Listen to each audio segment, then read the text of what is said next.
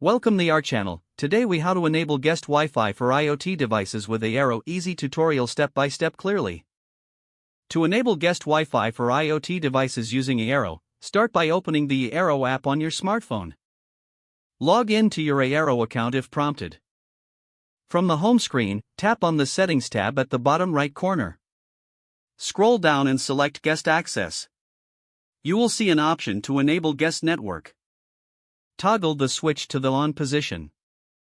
Now, you can set a name for your guest network. Choose a name that is easy to identify but not too personal.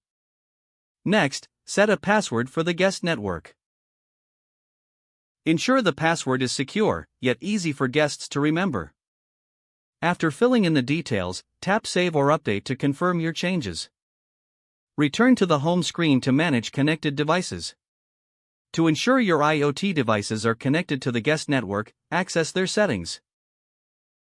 On each device, choose the new guest Wi-Fi network you just created. Enter the password you set earlier.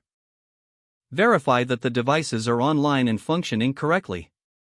Your guest Wi-Fi for IoT devices is now enabled and secured. This setup helps keep your primary network safe while allowing guests to connect easily.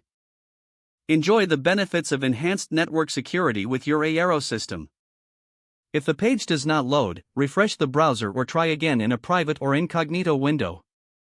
Make sure you are using the correct email address, then retype it carefully to avoid small typos. If your password is not accepted, use the reset option and create a new strong password you can remember. Check your spam folder for verification or security emails, then complete any requested confirmation steps. Enable two-factor authentication if available to improve account security and reduce unauthorized access risk. After signing in, review your profile details so your contact information and settings are accurate and current. If you see an error message, note it down and try again after restarting your device and internet connection.